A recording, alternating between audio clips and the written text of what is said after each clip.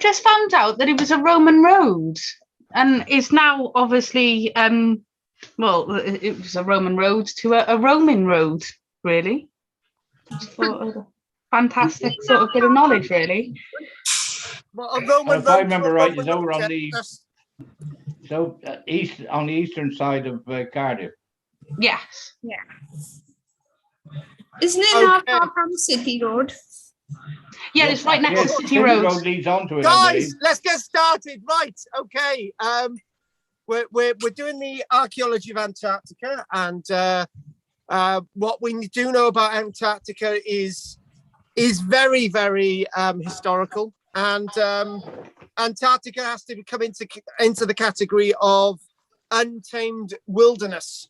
And I did hear somebody actually mentioning about the landscape of Antarctica being sort of somebody mentioned a desert or a wasteland, and it's definitely far away from that. And one of the things that's been happening over the past 60, 70 years is a great collection of aerial photographs. And what we are finding is that Antarctica is full of historical archaeology. And what my aim today is to start off with a very, very unusual piece that I found on the internet, right? And if I can remember, oh, here we go. This is a very, very strange piece, and it's to do with it. Yeah, it's to do with Antarctica, and I'll read it out in its fullness, and it will make sense. It starts off by saying a carbonized cake recovered in Germany, Lübeck, Germany. There is a link with Antarctica, believe me. A cake baked 79 years ago has been found in the old town district of the city of Lübeck, which is located near the coast of northern Germany. So what's this got to do with Antarctica? An expert from Lübeck Historical Monuments Protection Authority said the city, although a non-military target, was bombed by the British Royal Air Force on the night of March the 28th, 1942, in retaliation for the Nazi blitz of Coventry in 1940. The cake was found in the remains of a building that collapsed into its cellar during the air raid. Now, this is 79 years on. Later, a new house was built on top of the ruins, wrapped in wax paper. The hazelnut and almond cake decorated with sugar icing was carbonized and preserved. Plates, knives, spoons, and vinyl records, including a recording of Beethoven's Moonlight Sonata, was found nearby.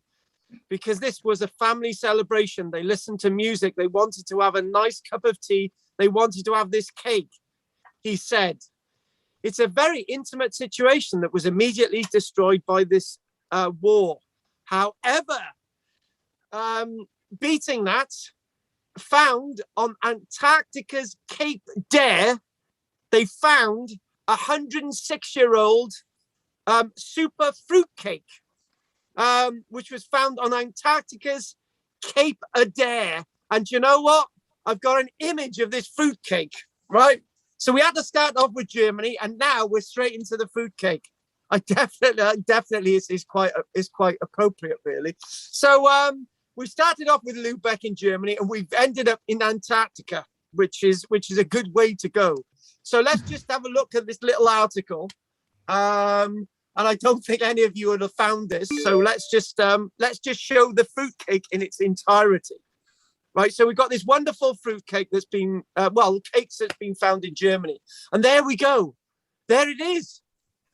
It's amazing, Wow. isn't it? Yeah. Absolutely amazing. I tell you what, right? Anne, would you share a bit of that fruitcake with me? That looks brilliant. We've got to do it. Look at that. It's perfect. Wonderful, isn't it? Yeah. Well, no, I'm going to go with a nearly edible. I'm going to go with edible. Huntley and Palmer's fruitcake, discovered in a hut on Antarctica's Cape Adare in 2018. It is thought to have been left behind in 1911 by members of a British expedition. I tell you what, right? As fruitcakes go, that looks absolutely wonderful. I It could have does. that It fruitcake. looks so It good. does. Yep. You know, do you know, I'd even eat it with a wrapping on. It looks perfect. That is. I tell you what, we're not doing anything else today other than looking at that fruitcake. The discovery of a 106-year-old fruitcake on Antarctica's Cape Adair may help redeem the delicacy's much maligned reputation. The centenarian cake was found by a team from Antarctica's Heritage Trust in the continent's oldest building, a hut erected in 1899, and is thought to have been left there in 1911 by members of the Northern Party, part of British explorer Robert Falcon Scott's Terra Nova expedition. What were they doing leaving that cake behind? It looks great. The tin holding the Huntley and Palmer's fruitcake was somewhat rusty, but the cake itself was in fine shape. Well, it's saying the tin's rusty, but look at that. It's perfect. Unbelievable. As you can tell, I'm a fan of cakes. I'm a fan of fruitcakes. I love it. And it's in a fine shape, likely due to the cold, dry conditions. It felt and looked like a new fruitcake. I got to be honest with you, right? I think that's criminal. Was that little tear in it when they actually peeled it back to see what was in it? You know, that's sacrilege. That's, you know, sacrilegious to destroy the wrapping for the fruitcake. It felt and looked like a new fruitcake. The trust program manager says, Lizzie Meek, it was only as you got quite close to it that you could smell that slightly off smell of butter that's gone wrong. So it was obviously the the oils or the butter that was used to keep it in that wrapping. And I think as a start today, going from Lübeck in Germany and arguing they've got this piece of cake which was lost in 1942, and then we go all the way to Antarctica, thousands of miles south, in 1911, and we discover this wonderful, unbelievable fruitcake, right? So this sets a scene for tonight. This is real archaeology. This is archaeology of food. So if we ever do an archaeology of food and we do an archaeology of cakes and stuff, we'll go to Lübeck in Germany from 1942, and we'll go back to 1911 and we'll look at this. And I've got a wonderful cup of tea, and I've got no fruitcake to go with it, which is a big crime. Okay. So what I want to do is I've got 3 or 4 archaeological pieces tonight, and I do apologize. Obviously, we're probably gonna go probably up to 10 tonight, if that's okay with everybody, or if we don't, I do apologize for a few things that went wrong today. But let's see what we've got. Let's just try and chuck a bit of history in here before Claire goes. And it's good. I'm really pleased that everyone stayed on tonight. I really, really appreciate that. Can I just say just a minute's worth of stuff as well, an announcement. We've got the trip to Chichester. If anyone wants to do that in March. We've got a whole excavation month in June. If anyone wants to join us, and if anyone wants to chat about that, they can do any date in June with us in West Wales. And also we've got a little event down this end as well, and we've mentioned we've got some fleeces. If anyone wants the archaeology coming fleece, let us know. So and also I wanted to show you what we'll do as I go off this now. I'm going to just show you an artifact and stop sharing. Right, so look at this nice, hang on, look at this nice little bit of an artifact here. Hang on, stop sharing. Okay, good. Right, excellent. This is a nice piece of tile that was found in a building, which is if I can show you that, there you go. A big chunky floor tile, which is Roman. And this was found in a building which is in the South Wales valleys, called Pontypridd. And it's a nice chunky Roman tile. I was looking at this, and the guy found it in the building. And I actually believe that this is probably taken from the archaeological excavations in Merthyr Tydfil, when they found the Roman fort. And there's a nice little bit of a flange down there as well. Just wanted to show you that artifact. So you can ask me about the events and stuff. If we'll have like a 2-minute break later on. Anyway, so what I want to do, I want to go to my notes, and I want to sort of see what we can understand. The pieces I've got here. I've got archaeologists are spotting ancient ruins in Antarctica, which is quite a strange one. I found that piece that Jessica mentioned about some bones, a skull being found. So I'd like to just look at some history a minute of sort of Antarctica, because we don't really think of Antarctica as actually having a history, do you? But what we're going to do, we're going to see where we are. So the history of Antarctica. So what we do see is in the popular sort of history of Antarctica, we see sort of lots of icebergy type images, and we see ships wandering around the coast. So the history of Antarctica emerges from early Western theories of a vast continent somewhere, and it's been thought that there's something that is the reverse of the Arctic. So when people sat down, they thought, right, we know that the Arctic exists, don't we? We know that it exists, and we're thinking probably as early as the 100 years AD, right? We're thinking there's something up there, and how people knew there was something up there, it could have been through various explorations, anything, right? But people thought there was something up in the north, the Arctic, and then people started to think, hang on a minute, if there's something up in the north and the Earth is round, then we must have something in the south. So sort of two polar caps of something. And it was there were sort of Western theories coined that looked at Terra Australis. Terra, the land of Australis, the land, the place of Australis, not Australia, but Australis, which is slightly different. So that it was always believed from probably around 2,000 years ago that there may have been something in the south, some kind of continent. So the term Antarctic, referring to the opposite of the Arctic Circle, as we mentioned, strangely enough, weirdly enough, out of the blue, out of not knowing anything, not even knowing that the Earth is a sphere or a rugby-shaped thing or a round thing, right? Opposed to people thinking it was flat, right? It was believed that the Antarctic, a term coined, Antarctic, came from a writer known as Marinus of Tyre. Now, Marinus of Tyre, he was thinking of this around 100 years AD, not the first century, 100 years AD. He was a Greek geographer. He was a cartographer, so he was a map maker. I don't know. I don't know if on an early map he actually put Antarctica on it. I don't really know that, but it was thought that this is the first time somebody was writing about Antarctica existing 2,000 years ago. So he's a mathematician, he was a geographer, he's a cartographer, and he was an underpinning genius in lots of works that came after him. There's something known as the work of Claudius Ptolemy.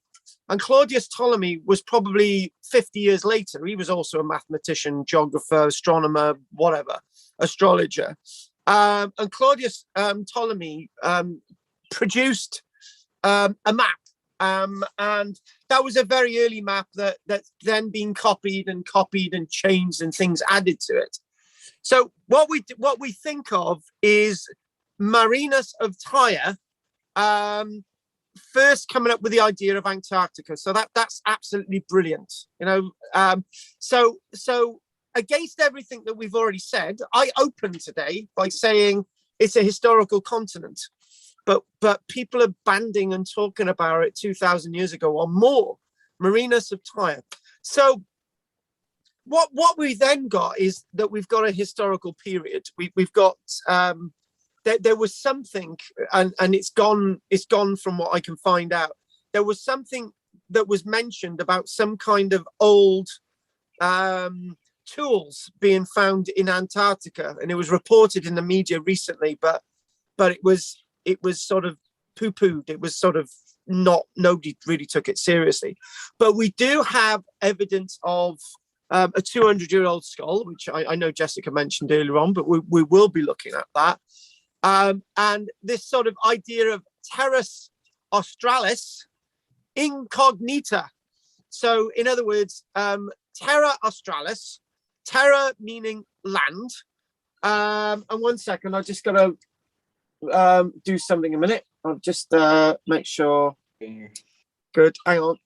Lights gone out. So terra meaning land, australis could be loosely translated as being southern land. So terra australis, going back to what we said earlier on about there was this idea of a sudden a sudden opposing side to what we've got in Antarctica.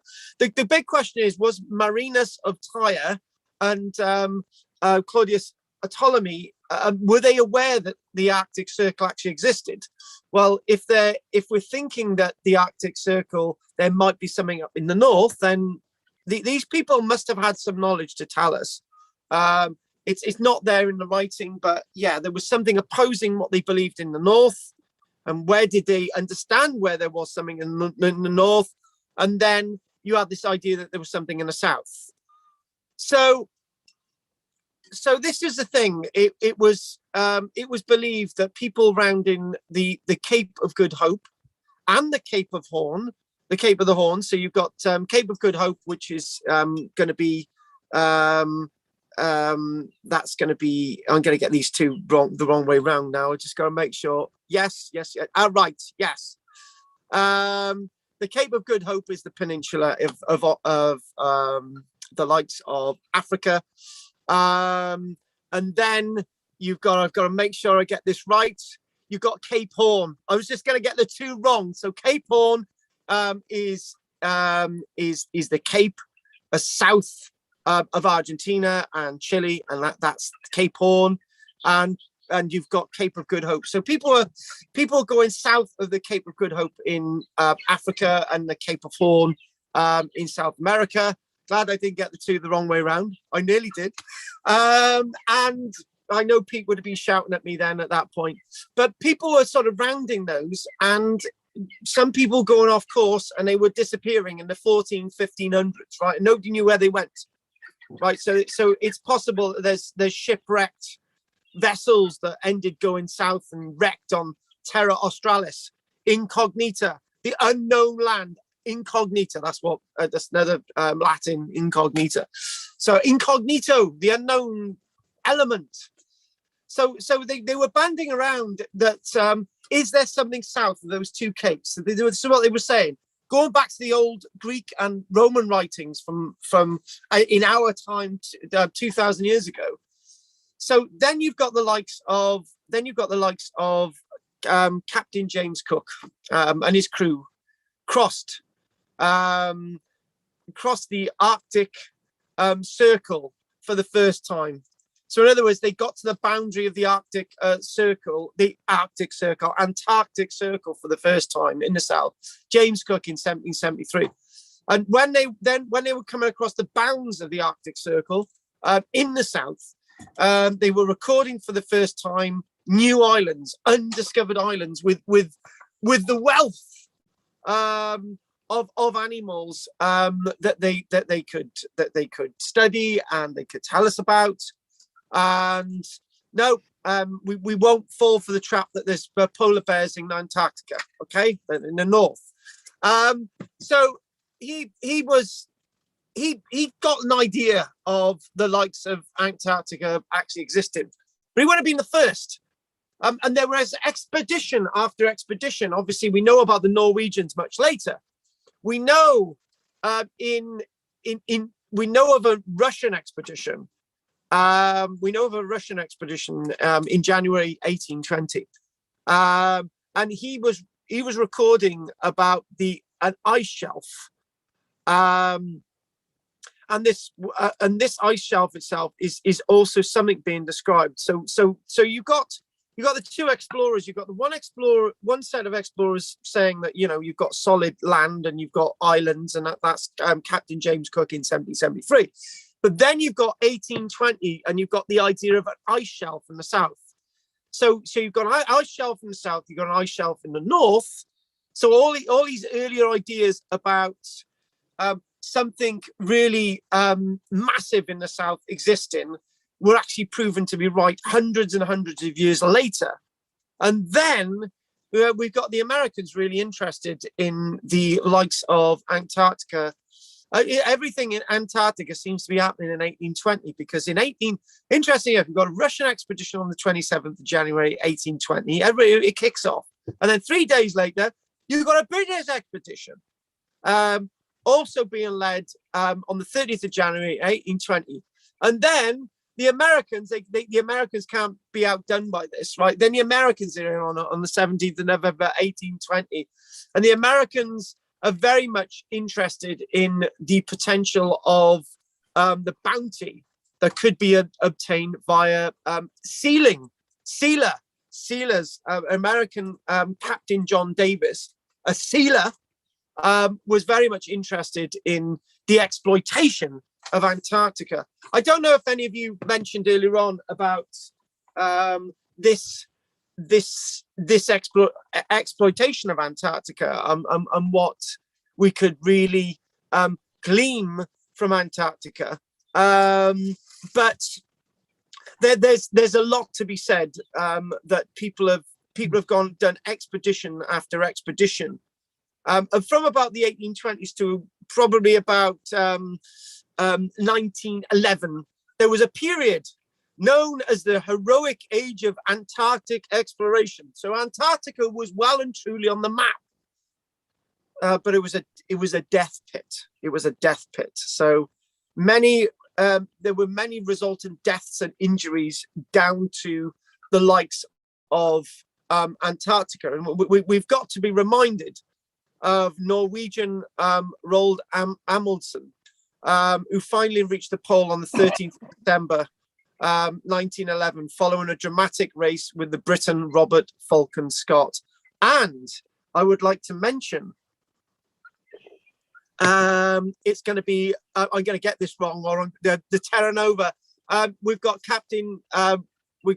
Britain Captain Robert Falcon Scott leaving Cardiff, and there's something known as the Great Western Hotel, and in Cardiff it's still standing as Great Western Hotel, and it's by the Cardiff Central train station, and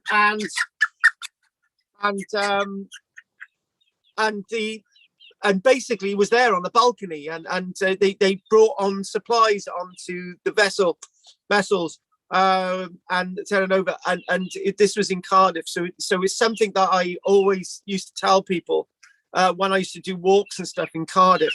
Can I just mention something, actually? This thinking that there was this thinking that Australia existed and people were still wondering in the 14 and 1500s. I got a few maps up here. There's Ortelius's map of 1570, which I'm going to show you, and it does indicate something towards the south, and I'm just going to show this on the screen a minute. So here we go. Where are we, folks? Where are we? Let's just do a bit of screen sharing. I know you look very confused, and Margaret, you always do. So I'm just going to bring these up now. Right, start recording. Brilliant. Let's get some images up there. This, right, okay, good. Right, okay, let's just show this. Right. This is, you know, at the beginning when we started talking about the history stuff. This is a James Wendell's second expedition, and what you can actually see there, you can actually, as I described, you can see vessels always shown against these big backdrops of ice, and you've got these big backdrops of rock as well. So it's a landscape of rock and ice. And where are we now? Oh, yes, first women on the pole. You can't forget that one. And this is Ortelius's. It's saying this is Ortelius's map. This is the this is describing the terror of the earth, the land of the earth. And interesting enough, this is in 1570. That they're actually showing that Antarctica exists, and nobody's really been there. So you've got this Terra Australis, the Southland, the incognita. So it's actually shown on maps, and it's back to what we said at the beginning. It's shown on maps, even Claudius Ptolemy's maps that we do find copies of later on. But what we do find, even from as early as the birth of Christ and beyond that, people are guessing this stuff in the south. So I think the interesting thing is that people are guessing that there's an Antarctica and an Arctic before Australia's ever come into the mix, right? Or before America has ever happened. So people are guessing these two land masses before America, right, and Australia. And I think that's a really interesting point, that that there's a lot of guesswork on the existence of Antarctica before we ever knew about the Americas or the likes of Australia, from as early as 2,000 years ago. This again, this is 1771, 2 years before Captain Cook, actually. And interesting enough, what you do see on this is that the land that we do see from the earlier maps, from the 1770 map and the earlier maps from Claudius Ptolemy, what we do see there is that we can see that Terra Australis. We can see Terra Australis, but there's no actual land shown there. So that's rather interesting. Terra Australis, no land shown there. People are still putting it on there, but nobody's actually really discovered it yet. So they're putting on the maps. So there's always guesswork of his existence. And then what we do find is Captain Cook is actually drawing the likes of South Georgia. This is South Georgia, which is an island which is not too far off the Antarctica sort of circle coastline, and you've got South Georgia, which is today a protectorate of the British nation, and I think there's like 20 Marines based there in very cold conditions.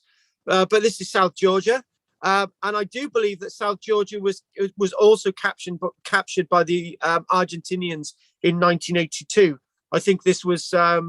I think South Georgia was captured first, and then the Falkland Islands was captured first. Can I just give you one interesting point? I was doing a little bit of research on the Falklands War the other day, and one thing that's missing in history is that the Argentinians are credited in history with having the most successful a successful sea to land assault in history. They had 600 troops, and the British had 100 troops in the Falklands after they managed to put everybody together. And it was the most successful in military history sea to land victory of any country. And that's something that we don't get told about in regards to the Falklands War, in regards to the capture of the Falkland Islands. It wasn't a walkover. And this is a very interesting chap. This is Admiral Fabian Gokleb in about 1835. This is another individual who's putting the likes of Antarctica on the maps. And again, I think that's we've got another image there. We'll chuck this on there. This is how people are starting to map the likes of Antarctica. This is that expedition that we're talking about in December 1911. Amundsen and the fateful expedition of our great Captain Scott, after he'd left. He probably wished he'd never left Cardiff, to be honest with you. The beer was a lot better. And you've got lots of a Canadian born oceanographer. So what I'm going to do now is just going to they go on. Here we go, leader of various expeditions. And obviously the problem is with these types of expeditions, you've got vessels that could be trapped for months and months and months in the ice until thawing. So it's a very dangerous landscape to go to. But I think the issue is what we can see more in the archaeology and what we can understand from the archaeology rather than just a sort of historical narrative. So I've got to be really pragmatic on what I'm trying to say today. In a sense that it's been known about for many years. In regards to what we find in the case of human remains, human occupation on Antarctica, that's open for massive debate. As I say, there was this theory banded around a few weeks ago that there may be evidence of hidden civilizations in Antarctica when conditions were a lot better for people to inhabit Antarctica, but we'll just leave that for another discussion another day. Again, these expeditions are continuous. Adams and Wild's expedition, and we go on to Erich von Drakelask, the first German to actually get to the likes of Antarctica. And there's Captain Robert Falcon Scott's Terra Nova. Bore him from Cardiff all the way through to Antarctica. And do you know what, right? I've done my reading on this today, right? But I actually totally forgot the name of the vessel of Captain Scott. And when I was mentioning it earlier on, I was guessing that it was a Terra Nova. It was a Terra Nova. It's the type of thing that's ingrained in our minds when we go to school. I think the word Terra Nova as the vessel that Captain Scott took to Antarctica is something ingrained on us, and being a Friday guide in Cardiff and sort of saying, there's the Great Western Hotel, and that's where that window there, that's where Captain Scott, Falcon Scott, yeah, that's where he stood, and he had the crowd of thousands in front of him, and he said, I will be back, I will get there first before anybody else.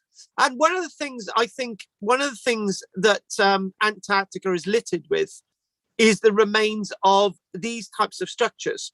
There are loads of buildings out there, and the reason why we started off with a cake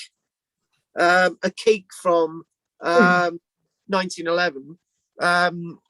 The reason why I started with that was that I wanted to say that what we do have is in regards to lots of buildings with supplies just littering the landscape, and as things are thawing out, what we do find is all these buildings again, and this is the aim of the aerial photography.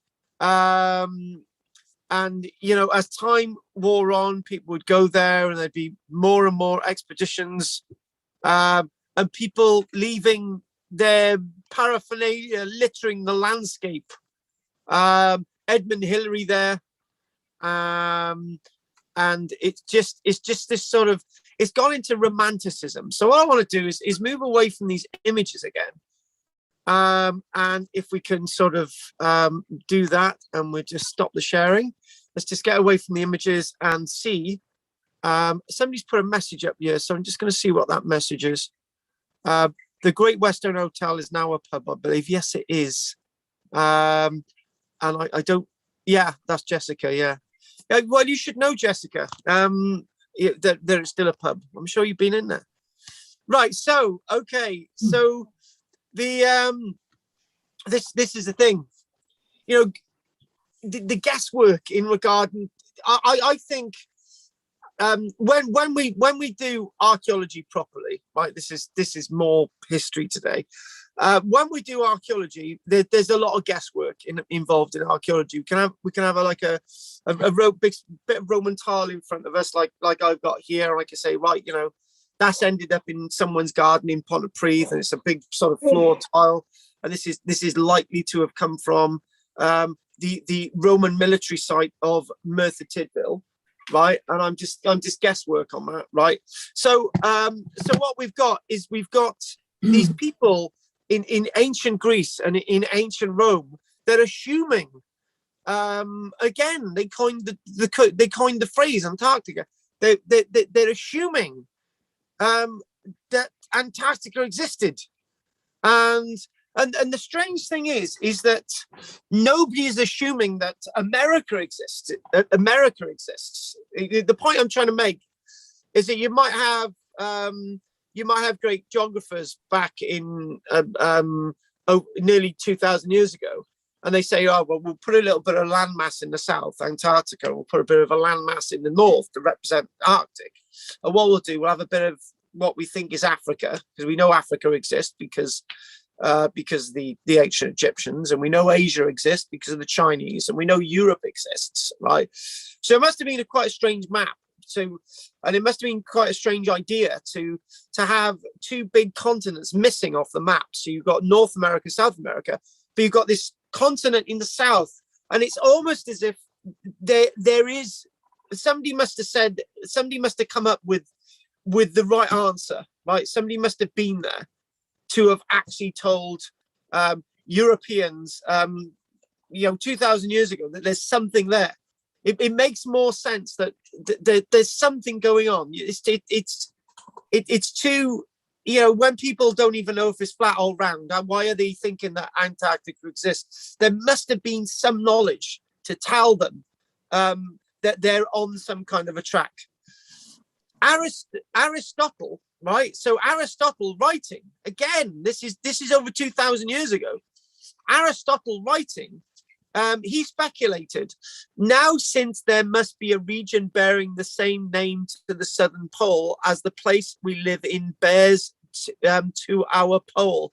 So in other words, what he's saying, Aristotle. So over 2,000 years ago, he's saying about Antarctica. Where's he getting this from?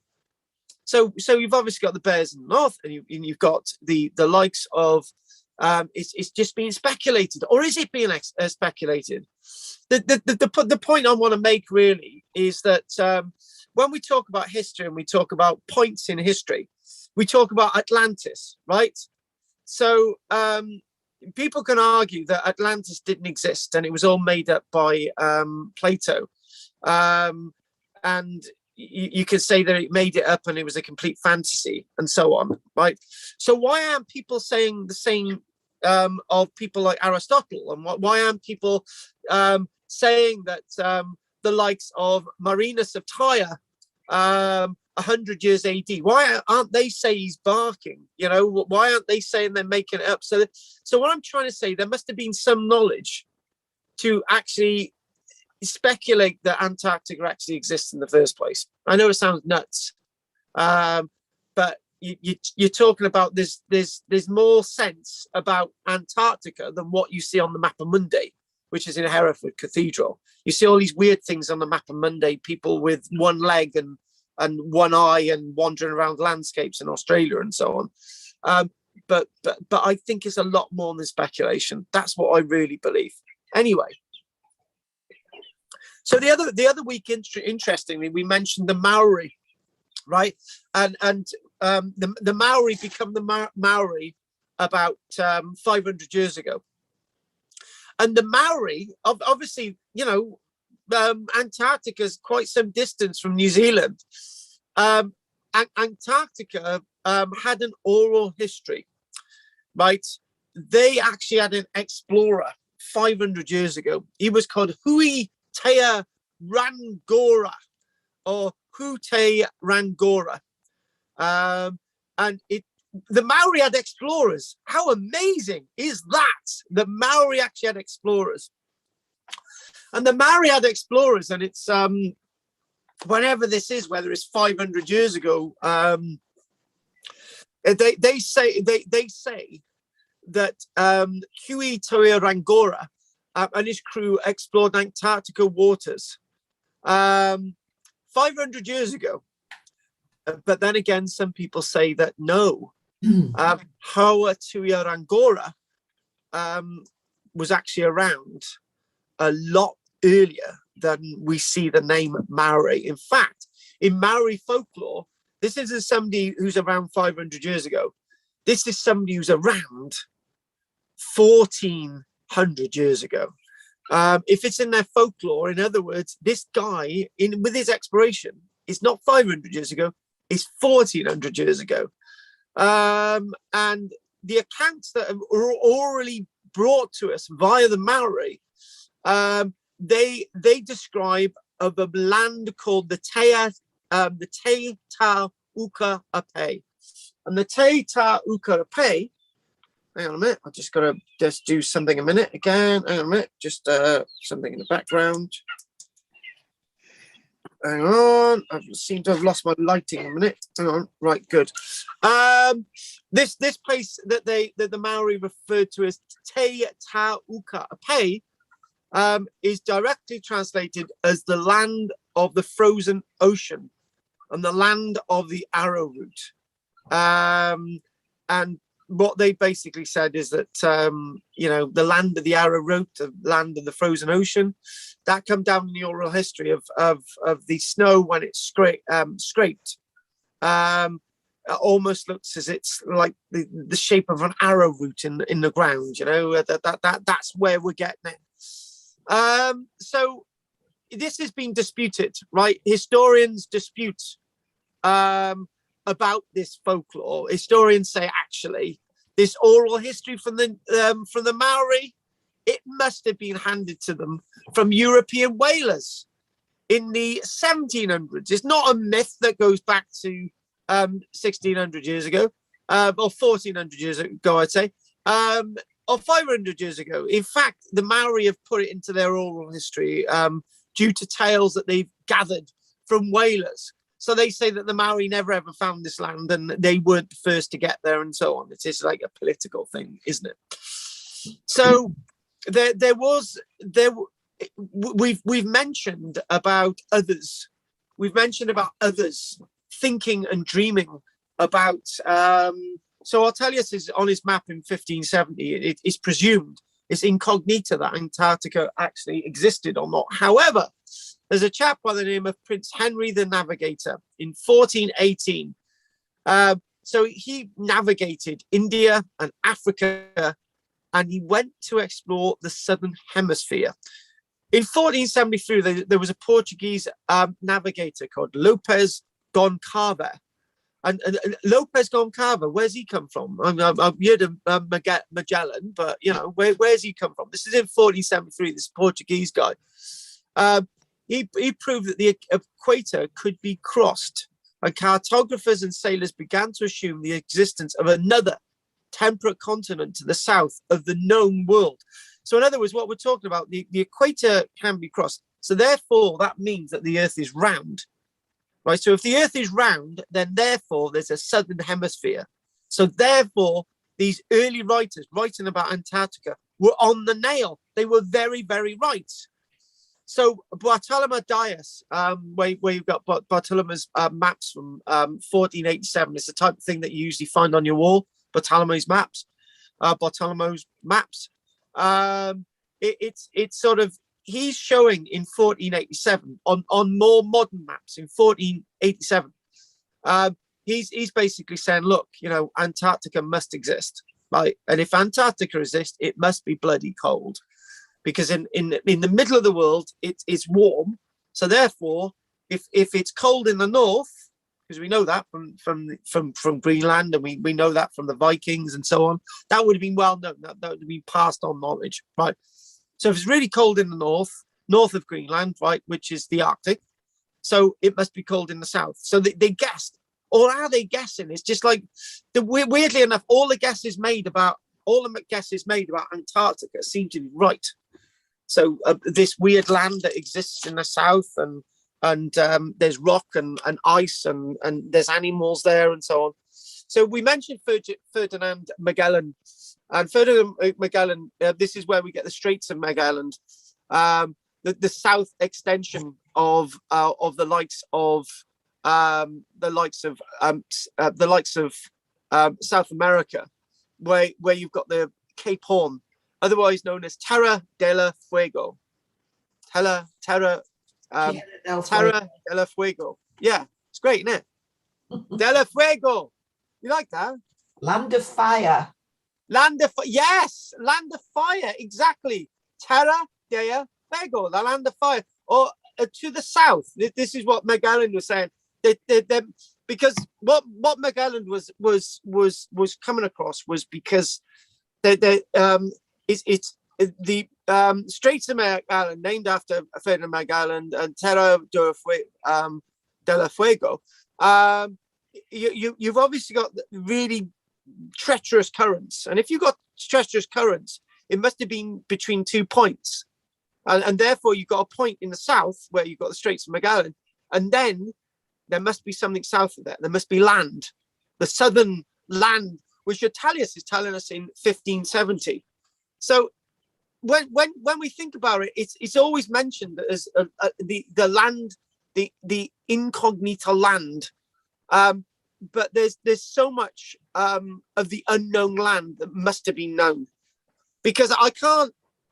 Again, I'm a bit obsessed today about the fact that it's almost as if Antarctica existed before the Americas.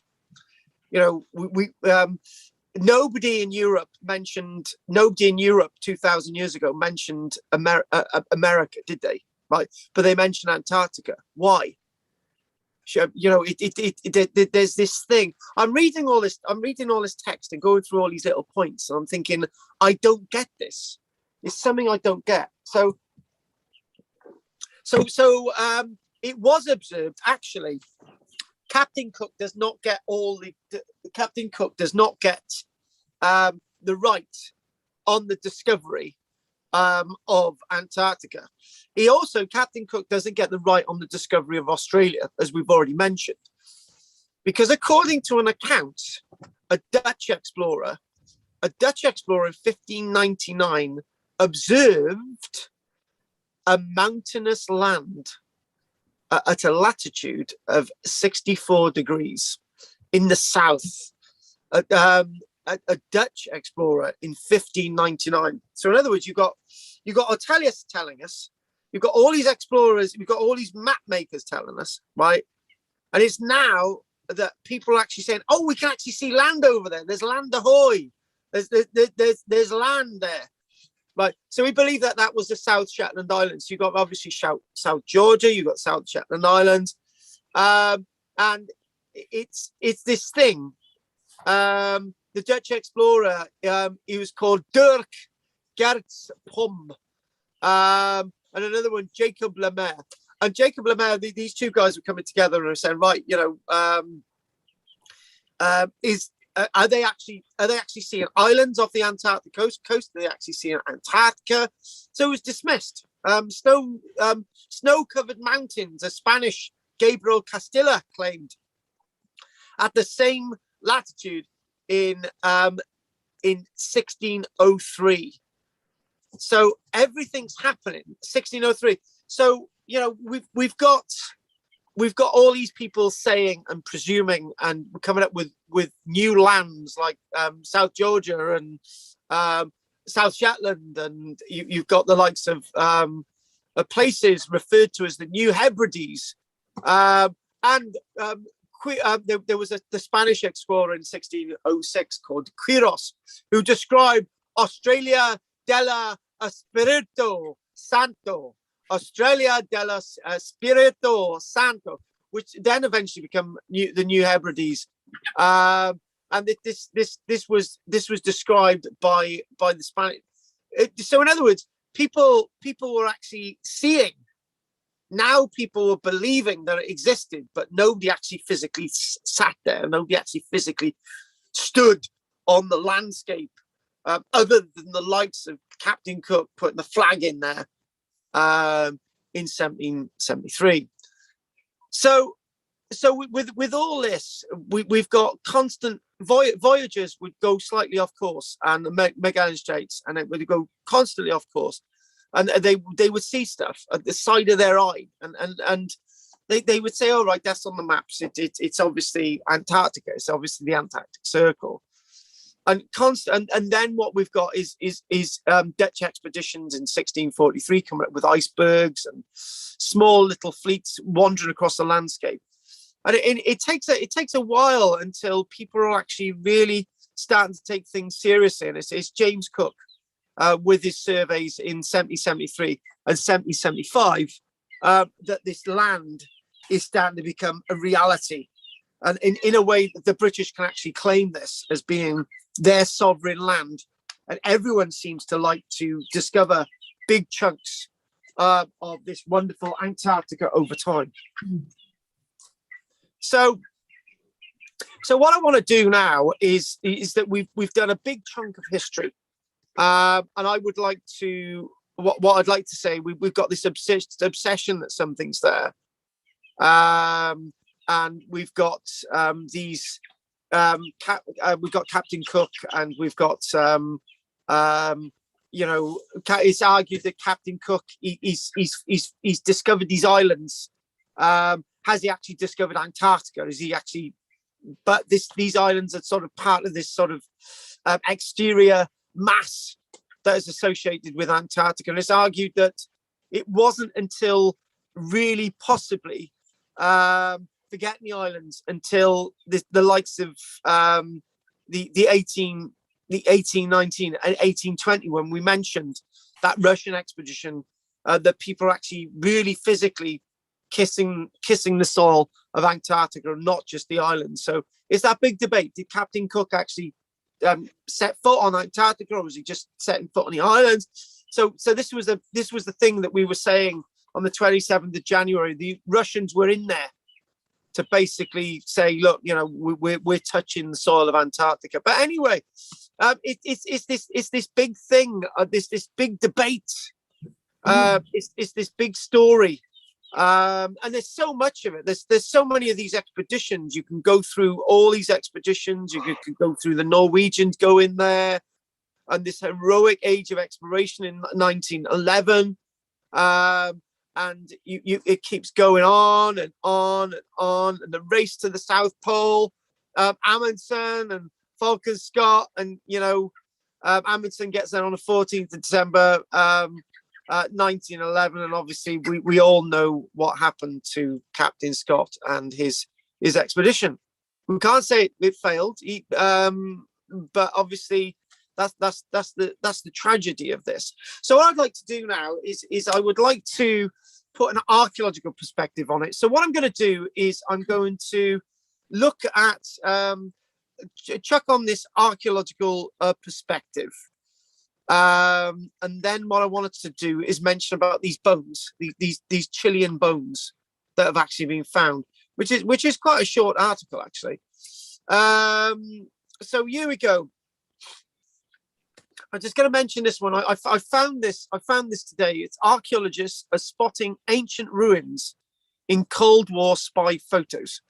So you can imagine that you can imagine that that in the 50s, actually coming into the 1960s, actually, people are flying around the world. So after you've got the Bay of Pigs as in 1963, wasn't it? You've got bases being set up in Antarctica. And this is one thing I'm going to mention here, a witness to human interference in places like Antarctica comes from new material. And hang on a minute, can I just sort something out in the background a minute? We've got some power problems a minute. Hang on a minute, just bear with me a minute. I just gotta find something a minute. There we go. that'll deal with the problem. Bear with me, folks. I'm nearly there. And here we go. I'm going to do that. And I'm going to go press that light there.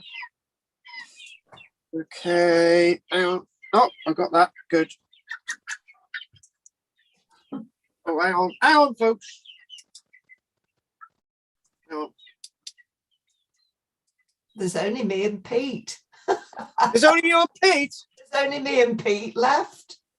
Are they all gone? Oh, God. They've gone to put the kettle on. Oh, there's Andy. Yeah, I'm still here. Sorry, the camera. I switched the Gina's camera back. off. I was getting very bad sound, so just turning everything off. You're getting very bad sound. Yeah, it was all breaking up. I don't know whether it was at my end or your end, so I just switched everything off. It seemed to get better. No, it's been flowing quite well. I was anyway, let's actually, so I was going to talk about these. I've had we've had a few power things here, man. I'm just going to see who's actually. So we've lost Claire and David's still here. Where's hang on. Anne gone? Oh, Anne's gone. I can't see her. Oh, David. The main thing is David's still here, isn't he? So anyway, let's go back to what I was going to read out. Sorry about that. So you all got panicky then. Everyone was gone. They weren't. So this is a rather interesting one. Back to this piece that I was reading. It's archaeologists are spotting ancient ruins in Cold War spy photos. It's actually from 2016. And what I was saying, obviously, the Cold War was quite a time when all the land of the planet was being photographed, and it was revealed earlier in 2016 that declassified US spy satellite photographs taken above the Antarctic have inadvertently also documented how that continent has been affected by climate change. So I can read a little bit of this. There's some stuff that's relevant and some stuff that isn't. In this case, deep in the archives of national intelligence agencies from Russia and the United States and elsewhere, a satellite photographs half a century old in which scientific useful data has been hiding in plain sight. So what we're doing is not just a climate change thing. What we're seeing is all these buildings that are scattered all over the Antarctica. There's hundreds of them, and there's shipwrecked, there's shipwrecks and all sorts of things.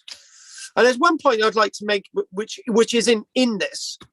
The point I'd like to make is that some of the best preserved human remains in ice are to be found on both polar caps. So what we've got is people being buried in basically the ice. So we've got Otzi the Iceman, but from the 1890s or early 1900s. So we've got all these sort of bodies that are being exposed because of sort of global changes, and they've got all the artifacts with them. In fact, I've seen examples where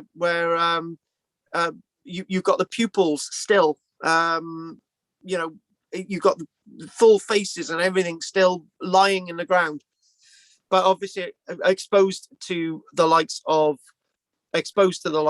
the oxygen.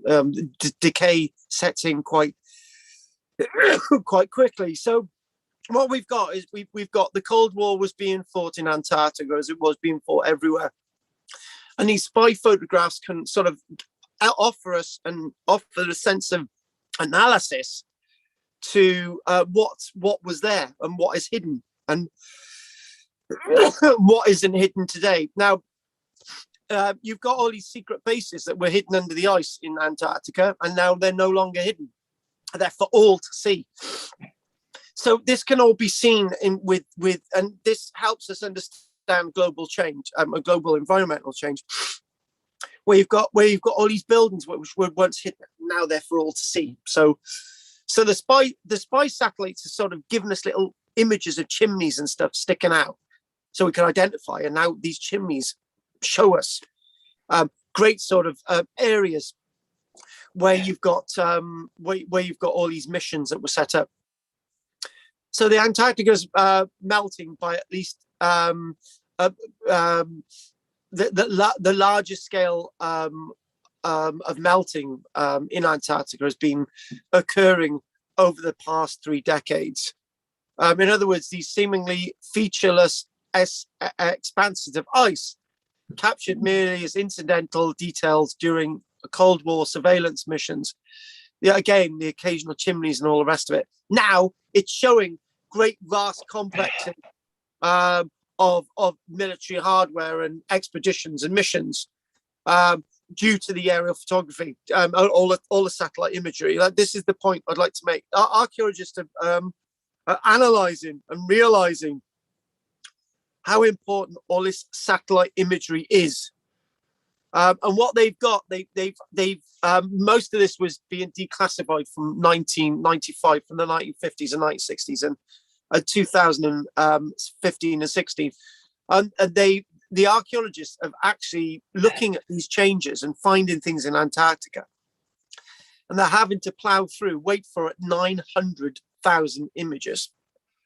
So you can imagine that under a stroke of a pen, you've got all these resources telling you about how the landscape was revealing itself through the melting ice. It's a bit weird, really, when you think about when you take an aerial photographs of ice and you're seeing all these chimneys and all the rest of it. And the next thing, what you do find is that suddenly those buildings that were hidden under the ice are actually being revealed. It's quite strange. It's a bit like having an Iron Age hill fort and suddenly all the mud's gone and you can see all the detail. This is what we're talking about, and all these changes are visible through what we're seeing with the aerial and satellite data imagery. So the other thing I'd like to do, I've got two things I'd like to look at, really, and it's this one about the bones that could shape Antarctica's fate. So a nice little bit of a headline, and we'll go with this. There's a little bit of detail here, and how much have we got? Yeah, that's good. Archaeology established an interest, if not the stake, in future discussions regarding to Antarctica. And they're looking at moss samples and all wonderful things. This is quite a big piece, and if we can look at this would be great. In 30 years' time, the treaty that maintains harmony in Antarctica will be up for review. Could archaeological discoveries there influence the continent's future? This was written in 2018. So here we go. In 1985, a unique skull was discovered lying on Yamana Beach at Cape Sheref in Antarctica's South Shetland Islands. It belonged to an indigenous woman from southern Chile in her early 20s. Thought to have died between 1819 and 1825, it was the oldest known human remains ever found in Antarctica. The location of the discovered skull was unexpected. It was found on a beach camp near camp made by sealers, sealer colors, in the early 1800s, near remnants of her femur bone. So the camp was near her femur bone. Yet female sealers were unheard of at the time. So we're talking about, so we've got a femur, so we've got a skull associated with a female sealer. So she was a Chilean female sealer, likely on Antarctica, or the wife of somebody. There are no surviving documents explaining how or why a young woman came to be in Antarctica during this era. Now, at nearly 200 years old, the skull associated with the femur is thought to align with the beginning of the first known landings in Antarctica. So this is the point. I'm arguing that there's something else going on with Antarctica, but the actual archaeological evidence, the historical stuff, tells us there was only in about the 1819, 1820 that people actually started properly going to Antarctica. At a place called Yamana Beach, this skull was a significant find, and not just for archaeological reasons. In 30 years' time, bones such as these may come into play in territorial claims for this pristine wilderness. So you've got a Chilean DNA identified skull. That's interesting. Nations are quietly and sometimes not so quietly preparing to stake their rights as the owners of large tracts of this nearly uninhabitable land. Lots of people just don't understand that there's a darker side to Antarctica. There's space that people can gouge out of the frozen wastes. This Antarctica, interesting enough, I don't know if anyone's actually heard of the Scramble for Africa. In 1878, there was something called the Scramble for Africa. People divided up Africa. And this is from this article here. This is rather interesting. How archaeology can claim to help us to maybe work out the future in 30 years' time when all the claims are up in regards to Antarctica. So if we look at this image now, so if we do that there, and I'll probably keep this on anyway, so we can look at some of this stuff. Right, so here we go. Hang on a minute. So get that there, and here we go. Right. Can you see this? At this moment, all these countries have these territorial claims on Antarctica. New Zealand, Australia, France, Norway, United Kingdom, Argentina, Brazil, Chile, and sort of independent area, Brid land there. So all of these that people have made different claims on this sort of Antarctica landscape, and I'm just wondering if the skull actually found is in this segment which is claimed by Chile. So that'd be rather interesting. So this Arctic Treaty here, it states that Antarctica is to be a natural reserve devoted to peace and science, and prohibits all activities relating to Antarctica mineral resource exploitation. So things are going to change in 2048.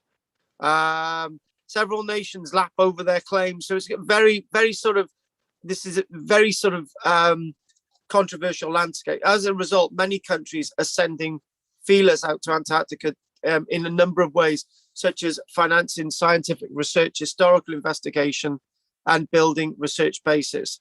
It's very clear. It's a very clear message to the wider world. We're in the whole space. Archaeology established an interest, if not a stake, in the future. Archaeology is one of the most important activities. Michael Pearson, an Antarctica heritage consultant and former deputy of Australian Heritage, it established an interest, if not a stake, in future discussions about territorial claims or commercial exploitation. While archaeological finds like the discovery of the Yamana beach skull carry no legal weight, the woman was more likely to have been a sealer than an official. They might just challenge the known timeline of the continent's history. If Chile can demonstrate there had people living in Antarctica earlier than other nations staking land claims, then they have a stronger hand in negotiations. Isn't that amazing? Yeah, it's amazing that human remains archaeology can sort of decide the future of a whole land. Archaeological discoveries can also boost political support for a case back home. When remains or objects are found in the ice, I could see straight away it would inflate territorial nationalism. Archaeology has always been really important for national politics. Other events such as historical shipwrecks could play a similar role as the Yamana skull.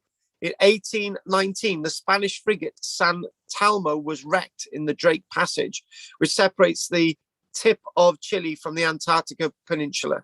Archaeologists have searched the Antarctica islands for signs of whether any crew made it alive to the shore. Shipwreck remains were found there, washed up on South Shetland. Quite possible some of the crew survived on the floating wreckage. If there were survivors, they would have beaten the British to be the first in Antarctica. So you can imagine that, sort of like ships being wrecked, and it's all interesting stuff. Moss being found in Australia as well. The upside of all this attention is that a single nation's investment in archaeology can reveal artifacts and remains that can enlighten the whole world. Discoveries that might never otherwise have been found. The underlying nationalistic ambitions of countries, be they overtly expressed or covert motivations, can be beneficial. They provide funding and logistical support to carry out archaeological research, which is otherwise very hard to get. And finally, for this Chilean, the Chilean woman whose skull was found on Yamana Beach, the most likely conclusion is that she was caught up somehow in a sealing mission to Antarctica before the British got there. She may have drowned or died of exposure on the shore, but her bones remain among the most significant archaeological discoveries ever made in Antarctica. Just think, some human remains changing the history of Antarctica. Just this unidentified woman having so much significance on what we understand about Antarctica, but from an archaeological point of view. And they are now part of a much bigger picture of soft power and national pride in the context of political long game or laying claim to the frozen continent. So what we're saying there is archaeology is very, very relevant. And archaeology has a meaning. Archaeology can help us decide the political futures of a whole continent. So just finding these bones. And I just want to say that, just make this little bit of a statement that archaeology in Antarctica was the last continent to be discovered and occupied by humans. In order to become acquainted with the process of incorporation of Antarctica in the scope of the world, we've got to really understand where the origins of Antarctica really start, and the skull and shipwrecks and so on. So archaeological research in Antarctica, with this new satellite imagery to see evidence from the Cold War, is all really, really important. And we hope that that archaeology can be part of a new way of looking at the relevance that our ancestors have had in regards to certain areas of our planet. So what we're going to do, we're going to call it a day there now. So are there any questions? Oh, by the way, I haven't told you what we're doing next week, so I'll tell you what we're going to do next week. And next week, we're going to be doing the Hebrides in Scotland. Oh, that's good. So is there anything people want to say, Pete? Well, yes. In the 10th century and earlier, we had people moving around the northern hemisphere. It's inconceivable to think that there weren't similar people going around the southern hemisphere. This is my point. And those people, we haven't found the evidence yet of people of a different people in the southern hemisphere moving around and going to Antarctica and other places, possibly from Australia, from Chile, Peru, etc., southern Africa. There must be people moving around in that area, and they must have left their mark somewhere. Yeah, I agree. That's my point. That is exactly that. That's what I've been saying. There's we've only talked about the northern explorers. Yes. What about the northern explorers went there, but there must have been southern explorers down there. Exactly, and we know about Chinese explorations, and that's not even been mentioned today. And we know about all these sort of fine links and sort of tentacles going across the planet. And yes, there's no reason why we can't see similarly going on in the south. And the thing that I kept saying is that people were obsessed with the south, with there being a continent in the south in Europe 2,000 years ago, but nobody was talking about America. There's been no mention of America, but that's before it was actually called America, wasn't it? I mean, we know the Vikings were over there in the 10th century. Yeah, but the Vikings were 1,000 years after people were talking about Antarctica. What I'm trying to say is that people were alluding to Antarctica existing 1,000 years before anything's being said about the likes of. Well, we know it existed. It had Yes. to exist. Yes. Well, But these people are saying it had to exist. That's the point. Yeah. They're saying it had to exist. So yes. So why are they saying it had to Well, exist? the Chilean, was that a native Chilean or a Spanish Chilean? I'm going to go with a native Chilean. Well, I would hope so, yes. Indian. And I would think the natives of Chile and the various other pieces around there, like the Falkland Islands or places like that, I'm sure there would be people actually moving around in the area. Would Yes. the ice sheets from Antarctica have reached as far north as Tierra del Fuego? Not that we're aware of, because of the water currents. It just wouldn't have happened. But we know there's DNA connections between the Australian Aboriginals and some tribes in the Amazon. So they had to have traveled there somehow. Yeah. Nice. And going via that landmass would have been an obvious choice. And the other thing as well is there's no reason why people can't go off course. And if you followed in the summer months the coastline of Antarctica, then it's quite possible. It's quite possible. Yeah. But so we're all singing from the same hymn sheet. There's no reason why these things weren't possible. And nobody's saying in any of the writing that this wasn't possible. No. Nobody's saying no. They're saying it's like. Yes, there's more evidence being said about Antarctica again than all the evidence is telling us about Antarctica 2,000 years ago, but there's nothing about America. I think that's intriguing. That's a major, and surely America's closer to Europe than Antarctica, but they're Aristotle's postulating about. But where's he getting this idea from? So, and the climate change over the years, probably there must have been a time when the climate in the Antarctica was far more acceptable for humans, and it would have been. It would have been back then. The Arctic itself, we've got the Arctic and Greenland, and that's being more clement for people to go there. So it's likely that the Antarctic was the thing. Yep. Well, they called it the Ring of Fire, didn't they? So it was volcanic around there. There was probably land there at some time that linked South America and Antarctica.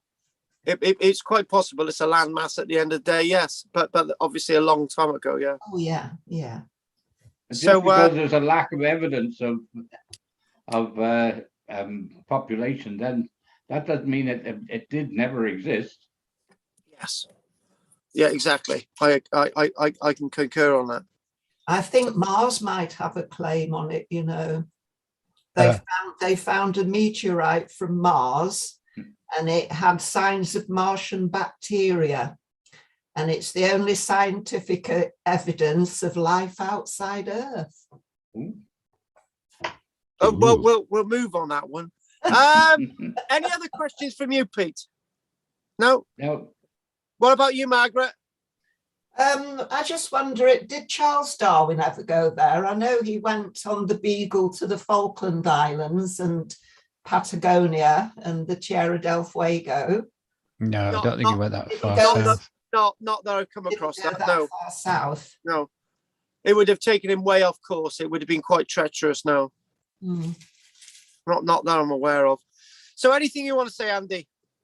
No, it's an interesting area. It's obviously its inhospitability makes it very difficult to ever find anything there. But as it starts to thaw out, who knows? We won't talk about Martians, though.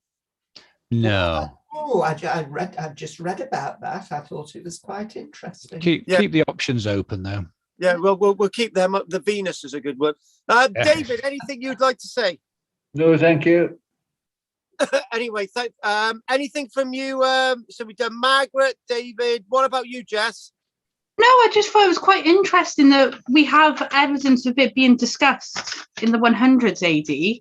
Yeah, all the maps I've looked from the medieval period so far haven't mentioned it at all, which I thought was quite interesting because in the medieval period, there was an interest with things that we didn't know about. And all that it really mentions is Europe. You obviously have Africa and, Jerusalem being in the heart of most places as well. So, and obviously Rome and Paris, like the Hereford map.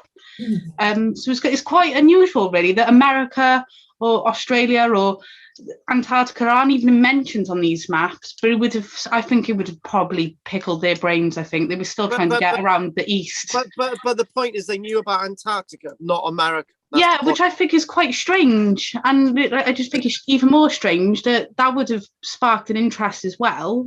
But it's not really added on the maps, but maybe because they didn't have much information to add, like the east, if that makes sense. The east, they have the lions, etc., and these strange peoples, because there's a book called The Wonders of the East, which inspired a lot of these Mappamundi.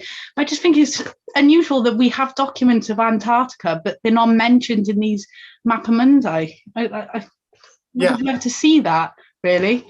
Yeah, that's true. Finally, Drina. No, nothing to say, thank you. Okay. Anyone else want to say anything else before we finish tonight? Are there any interesting minerals to be found there? Have they done any mining, any excavating? There's missions been out there, and the problem is they are finding things. That's the problem. I thought so. Yeah, there'll be a race to find. Yeah, and to be honest with you, we're trying to move away from that as a planet, and hopefully in 30 years' time we'll be the other way. So cool. Hopefully. So what were you going to say, Andy?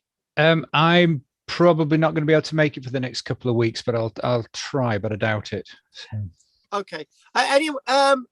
Before anyone interested in Chichester or the excavations down here? Not at the moment. Okay, you'll be getting stuff anyway. So, okay then. Well, anyway, thanks for your patience tonight. I really appreciated that. Well, we've made up for it now anyway. David want to say something? Say good night. All right then. Good night, David. Night. See. Bye. Bye, David. Good night to David. Right. So, anyone want to say anything else? No. Nope. Okay, what I'll do, I'll say good night to everybody now. Thanks for being patient tonight, and thanks Andy, Anne's gone, Margaret, Peter, and Drina, and Jess. Thank you very much. Thanks. Good night, Carl. Bye. Night, everybody. Good night. Night, folks. Night, everybody. Peter and Drina and everybody. Cool. Carl, I can't stay long. But just let you know. Shall I start tomorrow without you, or? No, it should be okay tomorrow. It should be fine. Okay, cool. I'll see you then. Okay, see you then. Thanks for Take tonight, care. and we'll see you then. Take care. It's all right. Bye. Cheers. Bye.